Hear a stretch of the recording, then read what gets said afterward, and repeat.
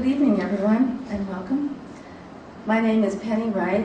I'm in charge of programs here at the Rogers Memorial Library, and I'd like to thank all of you for coming here tonight to learn something about what it was like to be a surfer in Southampton in the 1960s. And also, we hope to hear a few of your stories, if any of you were surfing around that time. Thanks to Richard Barons, the director of the Southampton Historical Museum, for having his museum co-sponsor these oral history evenings. And a special thank you tonight to one of our own library staff members, Hillary Woodward, who's in the back. Hillary had the idea quite some time ago of doing a surfing oral history program, and she did a lot of work to help on this one, including getting together the great display that you see in back of you, and organizing the music and refreshments, and putting many details together. So thank you very much, Hillary.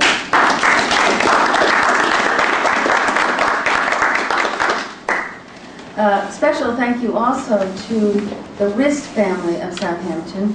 Some of you know some of the Rists. John Rist is a painter, sculptor, whose fish paintings, sculptures, I'm not sure what he calls them, are in back of us. And John Ross, his son, did the surfing paintings and that drawing that's on the wall over there.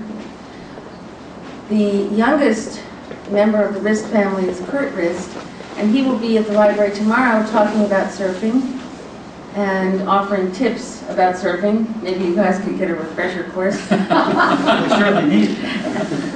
And we'll also have a screening of a 17-minute video that was made by two local teenagers, Alex Reese and Zach Dunham. So we come to that. As some of you know, Southampton in the early 1960s, although it was about to enter a time of great change, was still in most ways essentially a sleepy farming community with a local year-round population which consisted mainly of farmers and small business people, and a summer population of wealthy residents who came from New York or Palm Beach. There was no County Road 39 and virtually no vacationers here in Southampton between Labor Day and July 4th. Village landmarks included Town Hall, where Saks is now located, Corwitz, Margaret's Rendezvous, Alan Ann's Luncheonette, the Style Shop, Bob Keene's Bookstore and Art Gallery on Main Street, and the Hampton Manor, which was eventually moved to make room for Bohax, which is now the IGA. Parking had not yet become a problem, and everyone in town, I would say, more or less knew each other. Here with me tonight are three longtime Southampton community members who have agreed to come and reminisce about their early surfing experiences in Southampton. We'd like to thank them very much, and I'd like to introduce them to you. To my left is Peter Burling Robinson, an early surfer, and the great-grandson of Walter Rogers Burling, the founder of the Southampton Press and about a dozen other newspapers in the New York and Long Island area. Peter attended Andover, Dartmouth College, and the University of California at San Diego before earning a law degree from UC Santa Clara. He practiced law in San Francisco until 1984, when he returned to Southampton, and he now works as a builder. Please welcome Peter Robinson.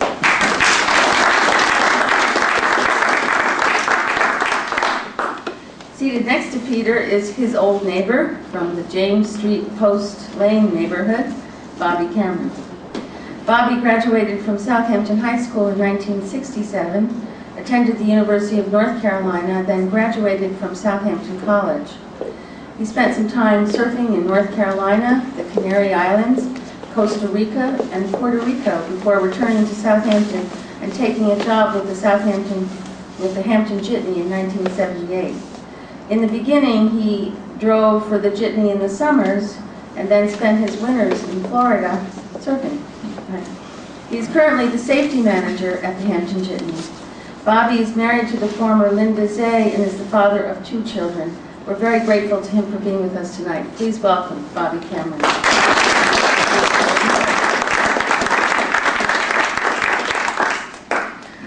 Our last guest this evening is Jake Buckheit, a lifelong resident of Southampton, who was the first Southampton that I knew of to serve in local waters. We're not sure. Anybody can raise your hand if you don't think he was, but we think he may be.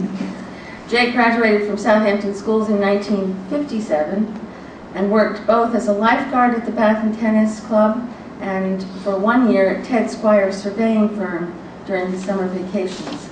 He attended college and returned to Southampton in 1962 and began working for Dolliver Land Surveying, eventually buying the business in 1978, and that business is still going strong. You'll find that out if you try to reach Jake on the telephone. He's very busy. Jake has been a longtime contributor of his time and efforts to our village. He served on the Village Appeals Board from 1976 to 1985, and then on the Village Board from 1985 to 2002. He also served on the Village Planning Board for 1 year. He's been active over the years in the First Presbyterian Church and is married to the former Lois Webb. He says he's given up surfing, but we don't believe him. No, he says he's given up surfing, but he enjoys fishing in his spare time. Thank you so much for being here tonight, Jake. Please welcome Jake Buckheit.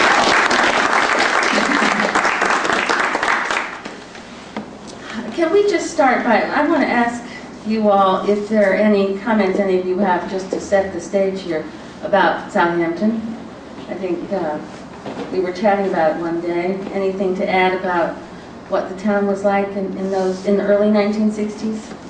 I think a lot of the time in those days, the regulations were basically non-existent, especially when it had anything to do with the ocean and the bays.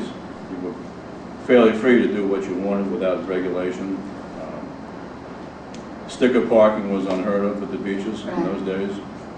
We pretty much could come and go as we wanted. That's good. Yeah, it was pretty much an open ticket to do what within reason, to do what you wanted. You didn't have to worry about until later on about surfing at any beach. And, basically it was much more open. It was much smaller. I mean, I know the population hasn't grown much. It just seemed much more virgin. Right. I think the best illustration for people who probably don't remember that far back is if you drive from Cooper's Beach down to the inlet on Meadow Lane. At that time, it was roughly 2/3 a dirt road. Right. There were perhaps 4 to 6 older, big mansion-style houses on Meadow Lane, and after that, there was almost nothing. 1 or 2 modern ones were starting to come up.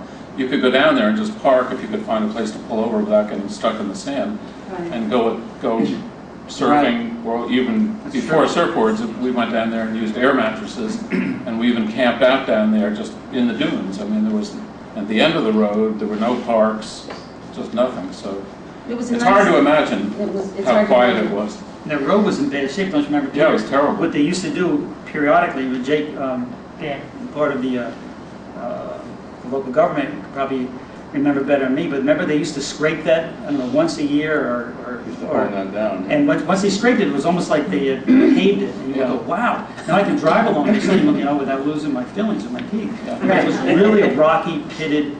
And when it rained, it just filled up with huge, almost little lakes. Bottomless lakes, What was so nice about it down there at the time was that there were only about 7 houses to the west of Road D on the ocean side. There were no houses at that time on the bay side. And once you got down past the last house, down to the inlet, it was basically a dirt road, and then we all knew that when there was a full moon, you had to time yourself to go down the road, because otherwise the road was flooded with maybe a half a foot of water. So It would pour over the bay, you're right. In the bay. So at that time, you could park where you wanted to, and all the oceanfront was all private property, but no one really stopped you from using it. So when we used to surf down right now where the dune beach is, that's where I first started surfing, and at that time there was a washout there, and the county or the state filled up on the dune area with spoil. And I just used to park there and just hobble over the beach and make yourself a home, and you were there whenever you wanted to be. Life was carefree. Yes, yes. Much less complicated Much less surfing than it is complicated. now. Okay, so let's sort of look back and talk a bit about when the first surfers started surfing and where. Jake, can you just talk about that a little bit, where they came from? We know people were surfing other parts of the world. I think a lot of these surfing had originated up at the west end of the island, namely around Jones's Beach and Tobay Beach. And actually in Newsday, yesterday, there was an article about the first surfboard that was designed on Long Island. Was from the lifeguards at Tobay Beach in 1959. And I think they gradually worked their way out because it was getting a little too populated surf-wise up at the West End, so they started working their way out to West Hampton Bays. And when I came back in '62, I'd always been in the ocean, and I thought, that's really neat to do. So at that time, I believe about '62, then I bought my first surfboard. Where did you buy it? Abercrombie and Fitch had a shop in Southampton on George Lane. Isn't that neat? And, Sport sat in the window of Abercrombie and Fitch for the whole winter. I remember everybody looking at it. What's that? Jake bought it. But Jake had Jake, most money. you had a connection to Abercrombie and Fitch, right? Was your... Right, my aunt and uncle owned the store. They were the landlords, so I had a good deal on a surfboard. Jake, how much was the surfboard? To be truthful, I don't know. I would guess probably about $80 or $90. Because that was Abercrombie and Fitch. I remember when I bought mine for the mail order. It was $40. But it wasn't as nice as board. It wasn't, it was not bad. Now, we're talking about, say, 1962, 63. Now, Peter, let's see, you were a little bit around that time, right? Yeah. Well, Jake's probably started a year or two before us. We were in Jake's a little older than we were. Right. Are. Still on. And, yeah. And, so we didn't really overlap socially that much, and Bobby and I didn't have licenses at the time, No, we and Jake didn't. had a driver's license. So you were too young to yeah. drive, both of you. Right. But when you come afterward, you'll see there's a photo up here of me walking at the beach at Wyandanch. I'm thinking it's 1964. Anyway, you'll see there are a couple of old Chevy Corvairs and an old, whatever it is, Ford Woody. But that's about the time that I recall starting, Okay. 63 or 64. Because we were trying to figure out who was the first surfer, and I always thought I had that claim to fame until we met, and then because I know Jake all my life, and I never really put that in context. And then when you were telling me that you had graduated and you were ahead of me, and I was doing the math, and I said, no, I don't have that claim to fame anymore. But then I was thinking, we used to do when we sat in high school, in an 8th and 9th period, we looked out the window before the mansions were built through the Murray and McDonald compound there and Fowler's. And you could see when it was breaking on bigger days. And so what is now the intermediate now school? the intermediate school, and it would come to 9th period. In 9th period, you were supposed to go and get all your help from all the different subjects. And I remember calling up Timmy Lynch, and we stuck our boards in the car. So I determined that although I wasn't the first surfer, I was the first surfer to cut classes to go surfing. 9th period, we were out of there. Yeah, You could see it breaking right over the dunes. I think probably the reason why we never really met that much was due to the fact that we were all fellows I surfed with were longboarders, and we always surfed on the outer bars. So at that time, the only place that was really prolific with waves was down by what is now Dune Beach. And at that time, the break was probably out about 800 feet, maybe 1,000 feet from shore. And with the longboards, you never even conceived of riding any of the short break like you guys do with shortboards. Actually, I was afraid to paddle that far out there at that time, too. Okay, so the three of you we've established were surfing. It didn't take long for other people to start, right? No. So let's just mention, because there were so many surfers that we heard about while we were talking about getting ready for this program. And it would be nice just to mention some of their names, because they were There's just tons of them. big surfers. Freddie Havemeyer was one. Big Sam Johnny Herrick. Foster, Sam Herrick, Timmy Lynch, the Farrell brothers, whose dad had a hairstylist right across from Presbyterian Church. They were integral in the sport. Dave Toll. Dave Toll, Tommy Connor, who had the first surf shop, his brother Jimmy Connor. That's a Connor board up There's a there. Connor board right there. Skip Hempel, Robbie Roden, his cousin. Conrad Miller. Still surfing? Conrad still surfs, Yeah. yes, Yeah. definitely. Who else locally later? I Robert remember Ellsworth, Eric Lands, Eric Kent Lands, Rydberg. Timmy Lynch. Ken Lynch I mentioned. Van Livingston, Sure. I don't know if you mentioned. Jimmy McGowan, Scott Miller. Scotty, and then Vinny later, who's still very active. And Vinny he was McGann. also- Vinny McGann, he was a little boy then. Ray Turned into a very McGowan. good surfer. Ray McGowan. Ray McGowan, right? Ruben Snodgrass. He was from West Hampton, but yes, he and his It's son. okay. He was up back in Jake's era. They were very integral in the first people to change laws, Yeah. to fight the prohibition of surfing. Okay. We'd have to mention Tom Boomer Davis, Joey Rosenberg. A lot of these names you probably wouldn't have known. Now, were some of these guys Istanbul. coming from parts west and just for the summer? It was kind of a mixture, yeah. A lot of them like came, the folks had houses here and they like Kent, and that's how we got to know. Also, there was the I forgot about this. There was the Eastern Division. You had Johnny Bell. You had those people that came from Bridgehampton. Jimmy Spooner. Just if you sit down and think, there's like a ton of The list people, goes on and on. How about any women back in those days? My sister served. She did? I designed a board for her, Joan. Joan Cameron. There were very few girls. Yes, very few girls that surf now. I mean, it's more than ever, but it's a tough sport. We have a couple of girl surfers in the I know audience who are that, very right. fine surfers. And that's great. But back then it wasn't. No, my sister surfed, and Edna. Edna, right? Did you Right. ever her last name? Edna from East Quad was the one. Right. East This girl was Quad, very Edna. involved. This girl was a very good, actually developed into a good surfer. She would go out almost anything, in any size stuff.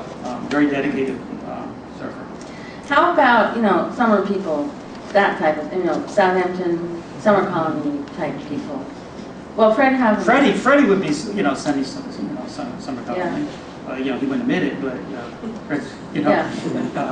Okay. I think when I first started surfing, I went to a place where I could have the whole beach to myself, and that was down where Dune Beach is now. And there were some cars there, and as I went over the dunes, there were 4 or 5 guys there I'd never met before, and it turned out they were all from Bayside, from Queens, and they had started the summer before I did, and we evolved into a relationship that up until about maybe 15 years ago, we were friends, and we haven't seen each other for quite a while. But Tom Davis, Kurt Wright, a fellow by the name of Bob Needham, who lives in Shelter Island now.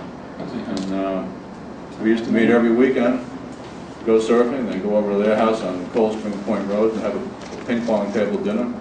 That was what used to be called when you had enough people to fill up the table. Oh, that's great. That's great. There was a connection back then with surfers, and even if you didn't know that person, there were so few that did. It was such a new burgeoning type of experience that you just affiliated whoever it was with the person who was a lot older than you or younger. It didn't matter or where they were from. Now it's very territorial. Right. Back then you welcomed. Right. Now, okay, I'm interested in, or maybe we all are, I hope, in hearing just the first surfing, the first day of surfing, like buying the board, going out. Who taught you? I mean, did you just go out with a board and go by yourself? So Self-taught. self-taught? Yeah, you had to be back then. Well, there was Surfer Magazine that was available. That we lived off Surfer Magazine.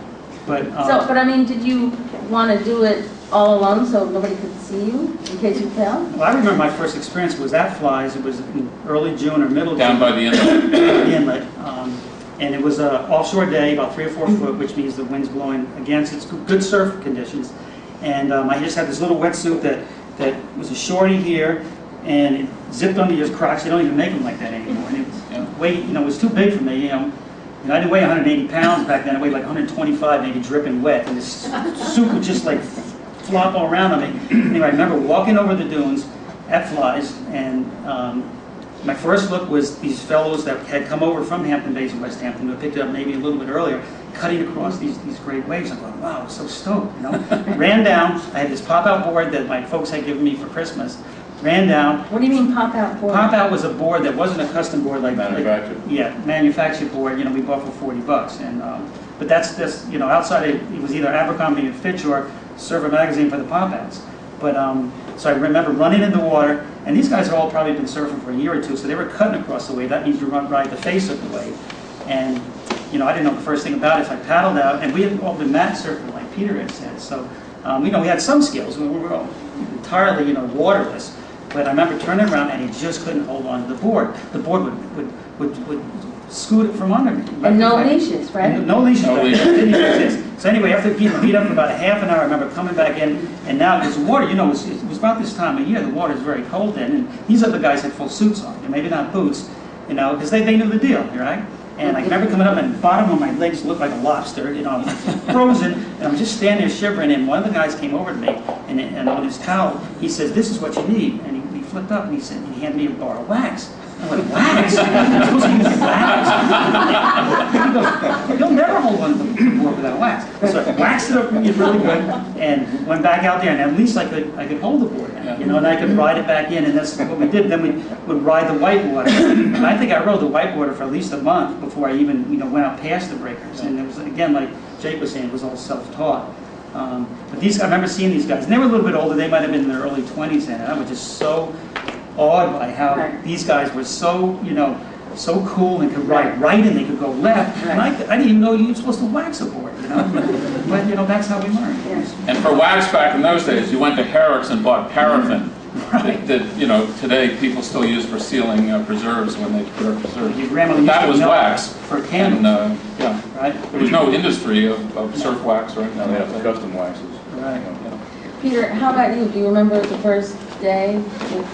How Well, I did you get your surf remember board? Johnny Foster and I rented a board from Jimmy Gouldy, who lived out by the Southampton Yacht Club. I don't know how he got the board. It was very similar to this. And we rented it for $10 a day, which in retrospect was A lot of a money. steep price back in 1963. But we were stoked, so we'd take it down to the same place, down to Flaws. And it was very similar. I just remember seeing these other guys who knew what they were doing. You kind of stayed off to the side.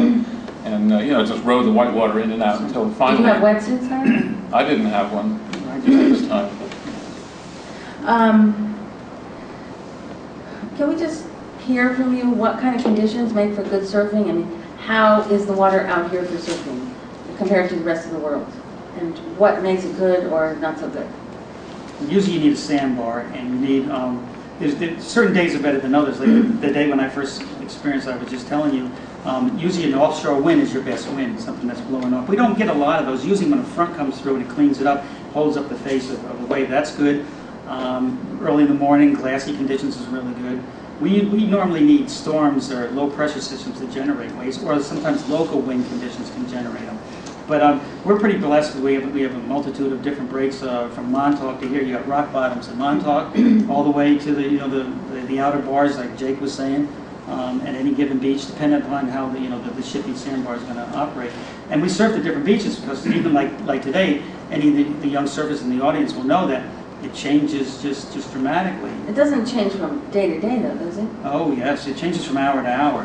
But I mean, where you would surf would change? No, usually the bar will stay for a length of time. We had Right. summers where it would wash away. There was one summer when they were, remember at Cooper's when they stuck those barber type poles up, and we surfed to the left there, and there was a good break there, but it diminished about halfway through the summer, I remember. So they can come and go. Flies was this break down the inlet is usually pretty consistent. Mecots is usually pretty consistent because they open that, they let the bay waters out on a consistent basis. Not breaking this year, which makes my son not real happy, but usually you have your places that do have consistency to them. Right. Is there always a sandbar somewhere from, the inlet to the Normally, docks or something? I know this year, like I said, it's stretching to get one, but normally last year we had tons of them. It's now a lot of the breaks are west of the canal right at this point. I mean, it changes. Yeah. But, it can change through the summer too, right? I mean, Sure. you can build. Most of my surfing had to do with the outer bars, so we usually stayed either down by Dune Beach or down the Flying Point. So we were never really concerned with going to the other areas, that you guys are talking about. So you either sat on the beach or you waited for a rough day, then you take a day off from work. Right. Usually And, the outer bars needed a bigger. There were times that if you got 4 waves in a day, you figured you were doing well, because by the time you get out through the trough, and you get out through the waves, some of those waves would be 8 to 10 feet, and you have to take the board, turn it upside down, and hang on underneath it so until the white water passed over you, and then get back on, paddle out, trying to find the trough going out through the surf, and then rest up for half an hour or so, and then you ride one. And then if you lose it, you come back in. Many times down the Flying Point, You go in a flying point, and by the time you got back into the beach, you'd be down to the Watermill Beach Club, and you have to pick your board up and then walk all the way back to the flying point. And boards were bigger, right? Right, that board there And, weighed I mean, 27 why did they pounds. not have leashes? I mean, they just hadn't thought of The that? innovation hadn't come in yet, no. Well, plus the boards are so heavy, the wave ever took it, and, you know. You break your ankle, you Yeah. know? On a wave that size on the outer bar, when you lose your board and it goes up in the air 10 or 15 feet, you want to stay underwater for maybe 20 seconds until you know that the board comes back down again, because if you come up too You quickly, get hit in the head. you get hit in the head, and that's You get hit in the head the time you plenty go of times. surfing. Sounds like a dangerous sport. I mean, Still potentially. dangerous. Yeah, it had its elements, it still is. Young kids know it's demanding at times. Was there a time of the day that's best? I mean, is early morning best usually? Early morning or Early morning, late late evening, yeah. evening. Now, because people didn't have cell phones, they couldn't communicate about where to go, where it was good, what it was like. Did you just, run into each other? I mean, was there any effort to kind of pass the word along if it was good someplace? You could kind of smell it. You sort of knew, you knew that we were checking the ocean on a daily basis, and you knew patterns, and you watched news, even though it wasn't anywhere as sophisticated as now. After a while, you get a feel, like the young surfers and artists can tell you, you pretty much know. Sometimes you're surprised. But we used to, like Peter had said, we used to like maybe congregate over somebody's house, and go over there, and we might leave the boards at that house the night prior to that. And that's where you board. We had to go there anyway to get it to go surfing. So Yeah. In the neighborhood that Bobby and I grew up in, within a 2-block radius, there were probably 10 or 12 guys that surfed. exactly. And, without cell phones and phone, you tended just to see each other every day just on the street. And Right. we'd all grown up in kind of a gang together anyway, riding bicycles in the neighborhood. So it was very natural to stop over someone's house Yes. without any notice. That was the norm, basically. Fritz. Just to, why did they call it the flies? Okay, not to be confused with Flying Point, right? The flies. Because there were a lot of A flies. lot of nasty green flies that come out of that dune. It's a long walk. Back then it was even longer. Is this what you're calling Dune Beach? I mean, is this No, That's it's stone further to flies. the west. Right. You're talking about Flies is flies. right up to the jetty. right up Right. the jetty? Right up to the inlet, within 200-300 yards. Was that worse for flies than any other place? It tended to be very. It still is for green flies. It Yeah. just because it feeds across the bay, across the dunes. There's a large swath of dunes right there. Yeah. So we used to get nailed all the time. When it was great for surfing, it was very bad to be laying on the beach, because Sure. the wind was out of the north, and all the houseflies would be down on the beach Yes. working on everybody, and so you'd be forced to stay in the ocean. Tommy Connor was a surfboard. When did he start making surfboards? And did he sell to a lot of surfers out here? Sure. I would say, 1970? No, it was earlier than that. Probably in the The shop was 60s. 1970, right? I dropped out of college for a couple of years in 1967 and helped him move into a shop in Bridgehampton where the auto glass place is now. Oh, yeah. That's right. Just this side of the Is that Bridgehampton where you Country made? Market. Right across. He was there for a number of He years. was there for quite a few years, and I have a feeling this board was made there, and I probably worked on it, but I'm not sure. But, And he made surfboards there and sold them there? Yep. And sold paraphernalia, wax, and Baggies. baggies and Baggies? T-shirts and Suits. Oh. swim trunks. Okay. He designed the board, any special features you wanted, like that board there, I wanted a wide nose on it, so you can run down on the nose, you can stand there, you can hang 10 over the tips, and you got 10 feet of board hanging behind you on the wave. So that's what I wanted, and that's what I got. So people sort of had their boards Tailor-made. customized? Oh, yes, definitely. They still do He that. How actually much- he had a shop at the movie theater too. Was that before That was Bridgehampton? just prior to that, right. So that was 66, 67, something like that.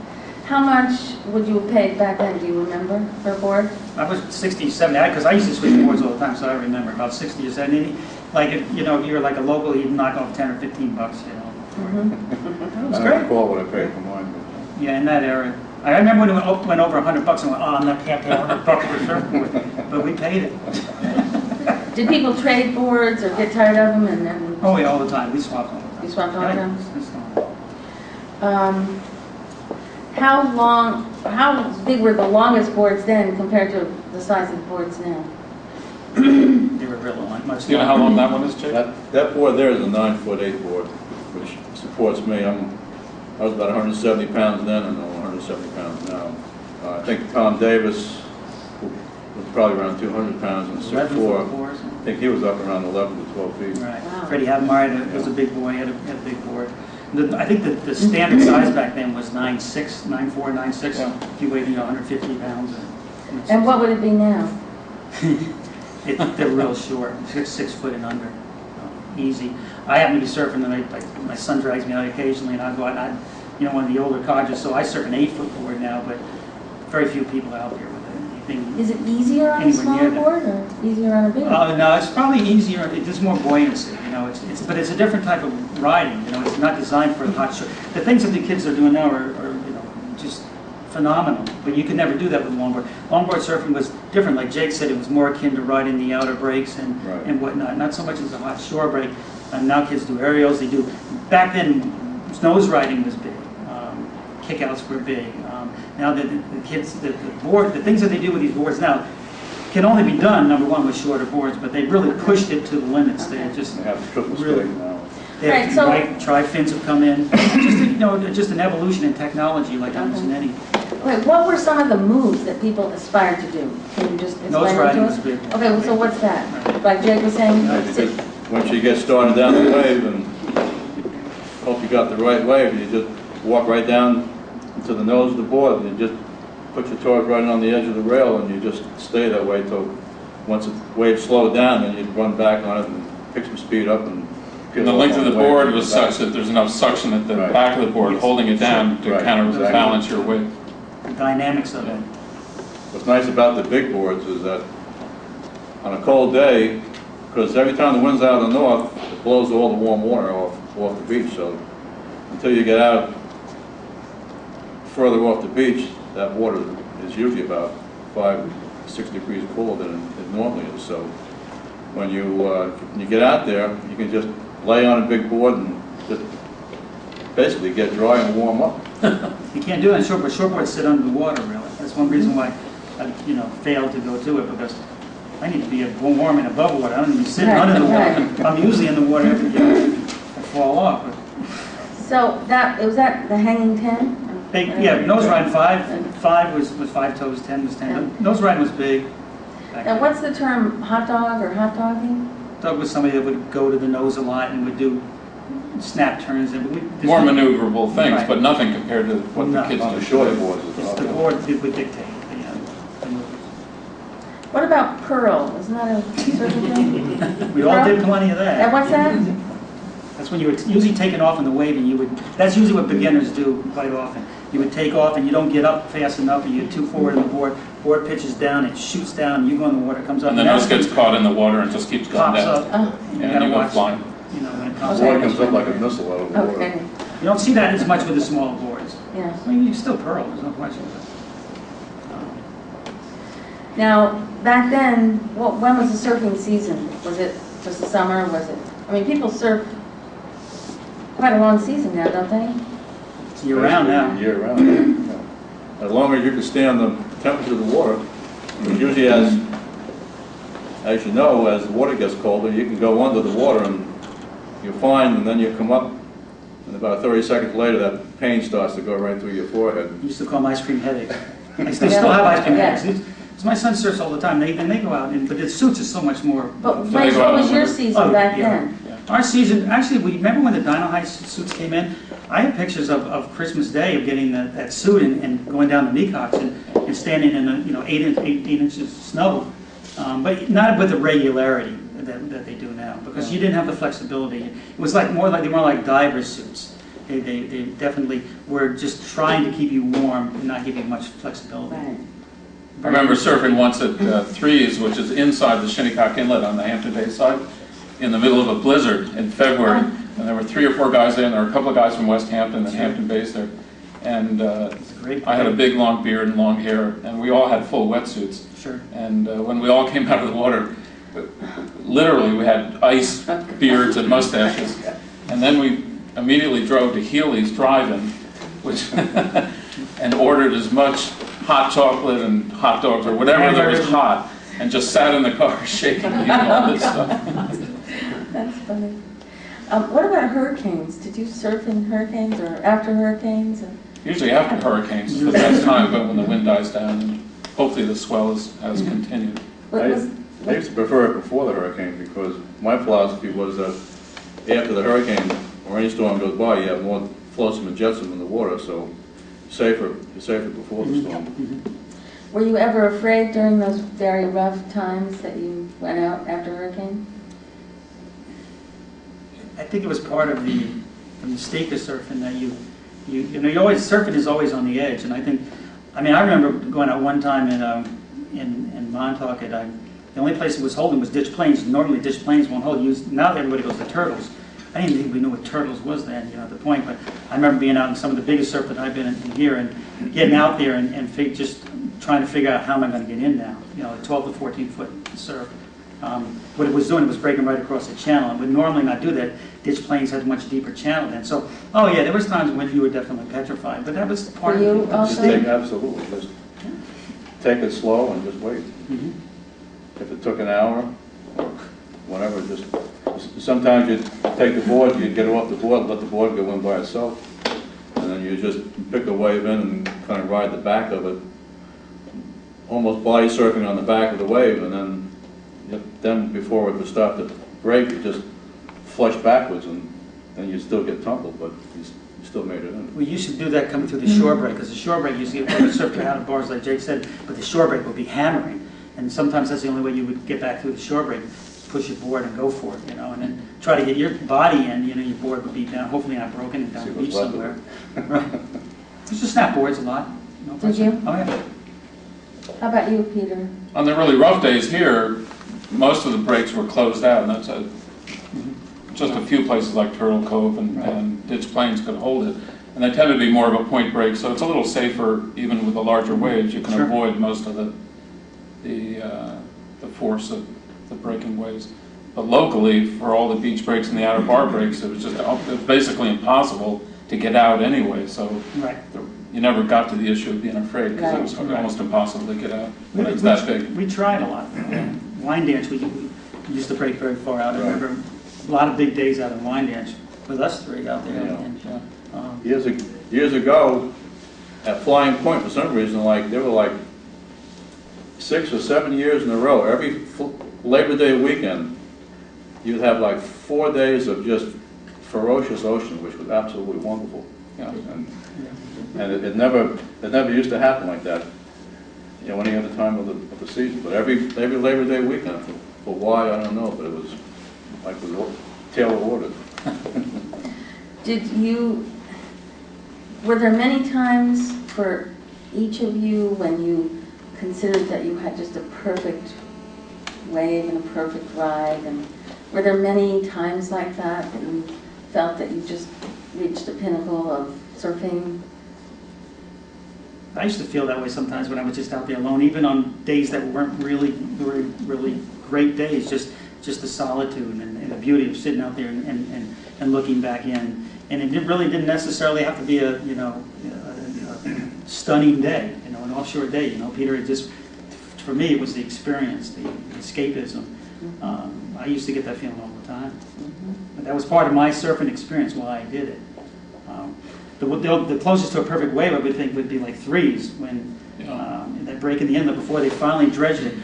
You would only break for about an hour or two after the tide went low and turned into high tide on incoming, and you would only break when the ocean was uncontrollable. It'd have to be by the southwest swell to come, and it would bounce off the east jetty and come back. And that was about as close to a perfect. It was just and it was really great because it just broke in one little spot, and you went in the water around the corner and just paddled around the break and caught a wave. And if the tide was going out, you wouldn't even have to paddle back. You just come in on a wave, float out on the tide, and catch another wave. That was probably the closest I could think. I never had a perfect wave on the other bar, but it was you used to go out there and you wait, and then you pick the biggest wave. It was more or less like a survival ride. If you made it, great, and if you didn't make it, you'd have 1,500-foot swim into the beach to pick your board up. And you survived. And you survived. I guess those are the ways you look for the longest ride, one of the, Right, longest, you the pick biggest, the last- biggest. and- Last wave, right. Yeah. Were any of you injured seriously? Well, I've had stitches. I never was. Kneecaps, I had stitches in this, off this eye. What I did was the same thing. I was doing, actually, now Pearl was doing a kick out, and I remember kicking out, the board come around and hit me, and I knew I'd whacked it, and I came up, and Paul Green, there was another name we didn't mention. Yeah. Said, "What happened to you?" And I was paddling out. I said, "What are you You talking didn't about?" even know it, I right? looked down, and there's a pool of blood, emergency room, stitches, but, that was all in the game, I guess, right? Bobby, you also got what they call surfer's ear, didn't you? And what was that? Right. I developed exostosis, which a lot of surfers, even in Southampton, have gotten. And what happens is, because I did a lot of surfing through the winter in unprotected type of, now they have these plugs that you can plug, but I did it in unprotected situations. And what happens is the ear canal closes right in to protect itself from the drum. And yeah, I had multiple, actually I had stopped surfing, I retired from surfing for many years because of it, because they had operations that weren't very sophisticated, but basically it was just a drill and they would go right into your ear, but they couldn't get it so far to the eardrum, so they had to stop. So therefore it would grow back again. Subsequently, a number of years later, I was told by George Okoye, there's another name here, he had the operation, and he said, "Bobby, you got this new operation." What they do is they cut the ear, they fold it, and they go back in it, and they scrape it, and they take a graft off your leg, and Wow. and I had that. It was long operations, 3 or 4 hours, and ever since then I plugged, and maybe older and wiser, but that's allowed me to go back Right, in where right. very painful. You would develop ear infections on Right. like a weekly basis because of that. But that's well known in the surfing industry and the surfing community. So that. Since you were spending so much time out the ways, did any of you ever spot sharks or seals or? Not here so much, right? Never really gave it much of a thought, to be truthful. I remember one day in Montauk, what did we say the name of that break was? Not this place, but this side on the old Montauk Highway, pretty close to town, I forget. Oh, Atlantic Terrace? Was Yeah, it? yeah. One day a bunch of us were out there. I remember Eric Lambs was there. It was like a 6-foot day and pretty glassy. And there was an ocean sunfish, it turned out, pretty far offshore. But at the time, we didn't know the difference. We always thought it was thin, And ocean sunfish has a tall top fin that tends to flop back and forth, and they don't swim that fast. And finally, we figured out what it was, and we went back out, and we actually paddled out to it, and they're huge. Sure. And Well, they would scare you initially. But the first sight of the fin, we were all back in. There's always shark scares here, but the only sharks I've ever seen, I've seen plenty surfing, but they've always been in Florida, which was on a daily basis. People get, in fact, the sharks would kind of go parallel to shore between you and where you were outside. The Caribbean is tons of them. You get used to it, but we're really blessed here because we don't really have A lot that. of sharks. And What about seals? tons of seals? Yeah. Harbor seals. Where I used to see a lot of seals in the 3s. Yeah, Because they in come the through the inlet, inlet. Sometimes they would come right up and you scare you because they they make that bark and you see this head. It's like a big dog's head in the water. But they're neat creatures. That's neat. One of you mentioned that there was a Southampton Surfers Association or some kind of that got formed. I think it originally formed from Hampton. There was one from Southampton. We Right? organized one back, I think, in the late 70s called the Shinnecock Surfers Incorporated. And it was mainly, I'd say 80% of the surfers were from the west end of the island. Reuben Snodgrass, who lived in Ronkonkoma, was instrumental in that, and his whole family was involved between ice boating in the wintertime Right. on Lake Ronkonkoma where they lived, and surfing and swimming in the summertime. And I remember that surfing became so popular out here that the town officials had to ban surfboards. You weren't even allowed to drive into a parking lot at a town beach with a surfboard in your car or on the roof. And fortunately, Bobby's father was supervisor of the town of Southampton in the late 70s, and Reuben Snodgrass and I met with him. Remember, we had lunch at Perfect Coffees. And Now the public has. right. And he finally could see the wisdom of allowing people to drive into a parking lot with a surfboard and then go off to the side someplace to surf. But it was getting to the point that it was like a skateboarding. You're right. It went from being so People were- free to be so Right. prohibited. Was that because surfers were surfing where people were swimming? Yes, right. Wherever there was a sandbar, if there was a sandbar where people were swimming, they just go right in there with the boards. And rightly so, there is a matter of safety that has to be considered. Sure. For Right. everybody. Right. Would- Did most of your friends, want to learn how to surf? Was surfing very popular? It underwent a renaissance. I mean, it was really not even a renaissance. It was just such a new sport that seemed like every young teenager really wanted, or many wanted to aspire to. I mean, the middle to late 60s at Mecox, there used to be as many, if not more, people in the water than on crowded days now. It just seemed very, very crowded at one period of time. Didn't Plus, it? we were the baby boom generation, so Yeah. there were quite a few people of our Sure. age. Right. And the music tied into it, the Beach Boys and Jan and Dean. I mean, there was kind of a whole lifestyle Very developing cultural. that started in California, but everyone here wanted to emulate. And it's a healthy activity. I mean, you sleep well at night, if you're in Yeah. the water all day. Good answer. Did you wear sunscreen? Of course not.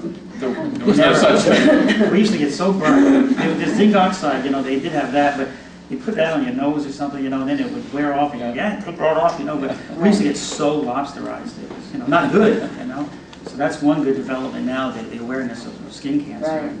Right. So it wasn't as if there were just a certain type of person attracted to surfing. It was just a very popular sport. Yes. Yes, exactly. It just went right across the board. What about surfing now? I mean, do the three of you, Jake, do you ever surf at all?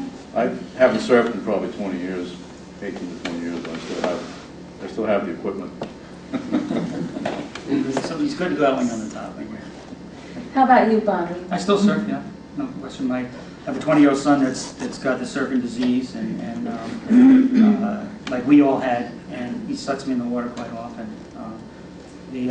But again, I mean, I'm limited to maybe between work and your responsibility. Back then, it was the greatest thing because everything was prioritized. You weren't married. You didn't have I kids. wasn't married. I didn't have kids. I didn't have a job. I mean, I had a job, but I worked the job around surfing. Everything you prioritized around surfing. It didn't matter. If that morning was going to be good, right, Peter? Yeah. And you had to go, and your dad would say, you better clean the backyard, and you're going to be in trouble. I'm going to pound you. Except, you thought about it, and then Pebby would call me up and say, Bobby, it's like Ralph Schwarzenegger. And it didn't matter. Even if you had a girlfriend, your girlfriend said, pick me up before you went there. You never picked her up. You went surfing. That was it. And you dealt with everything afterwards. It was not the most responsible thing, but it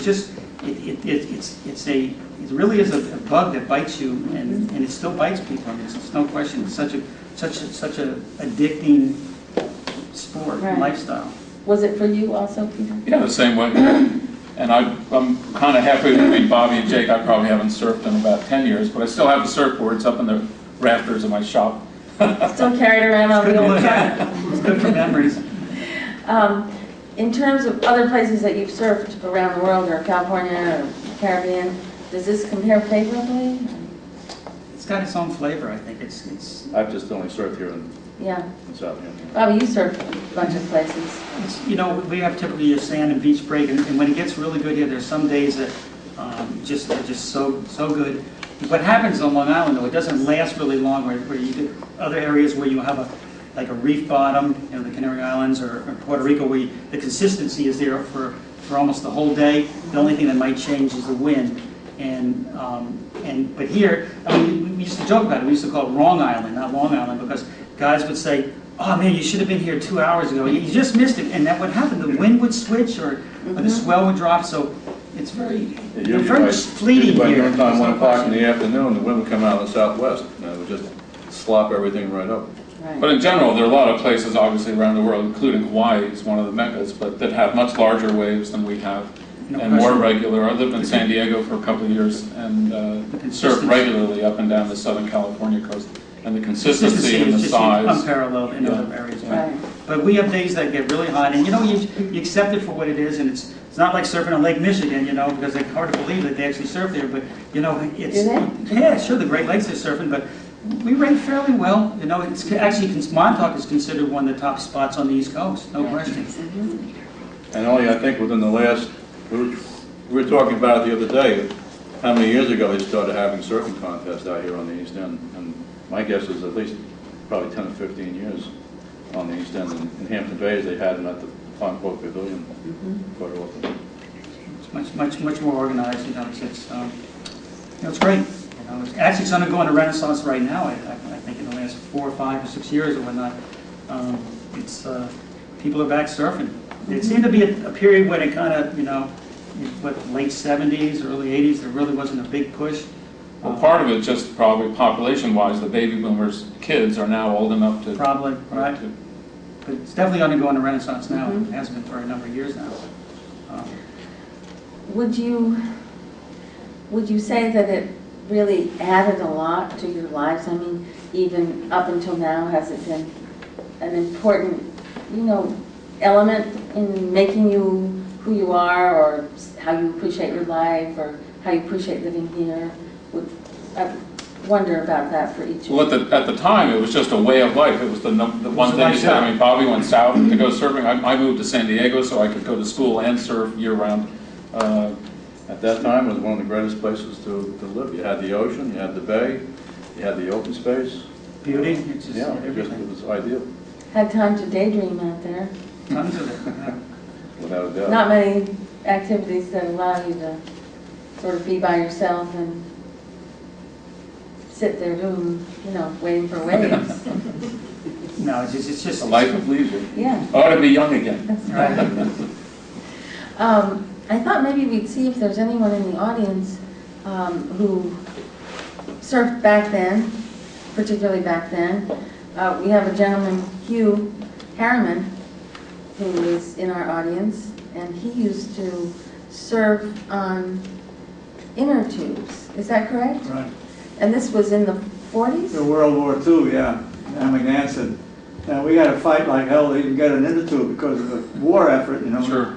We got these old things in there, patch them like hell and blow them up. And actually, I saw my first surfboard in those days.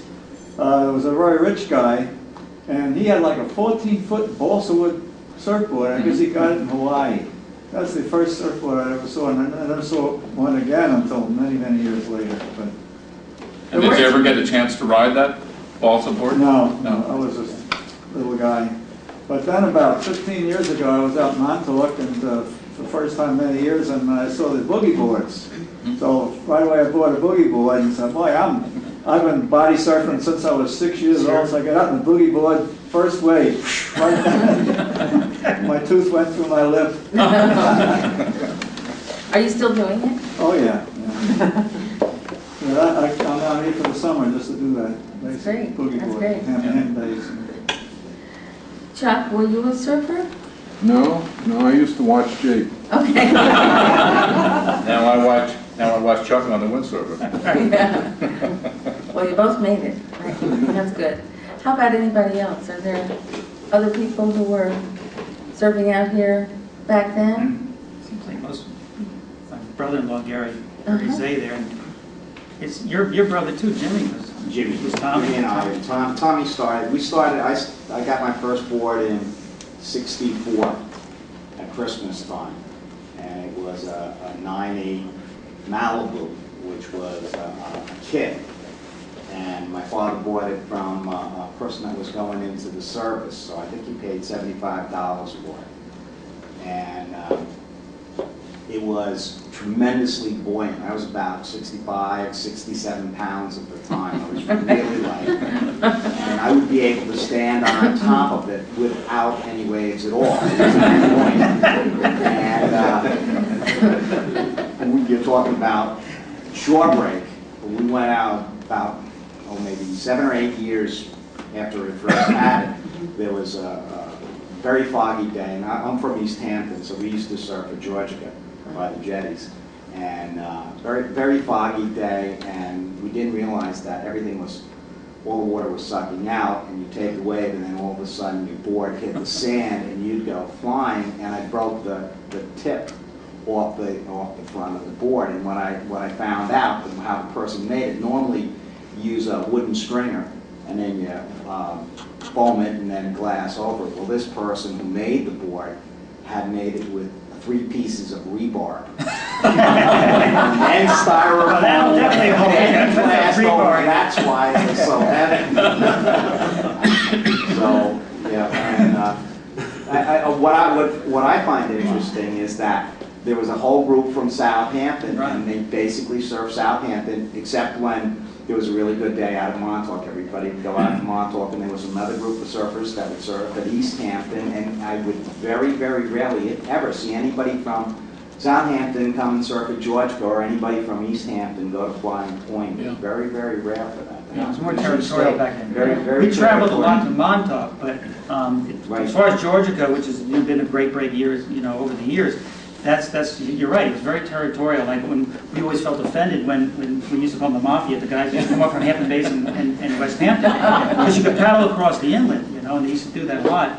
But you're right, Gary. It just shows that, I married a girl that had 3 brothers that were surfing in a community right just growing up during the same time that I was, and we really never even saw you then, Right. We saw a few from Bridgehampton, I mentioned a few Right, names. they would go back and forth. They could go to East Hampton and come to me guys, right? But usually you didn't travel much outside of, we did, like I said, we did our, jaunts to Montauk.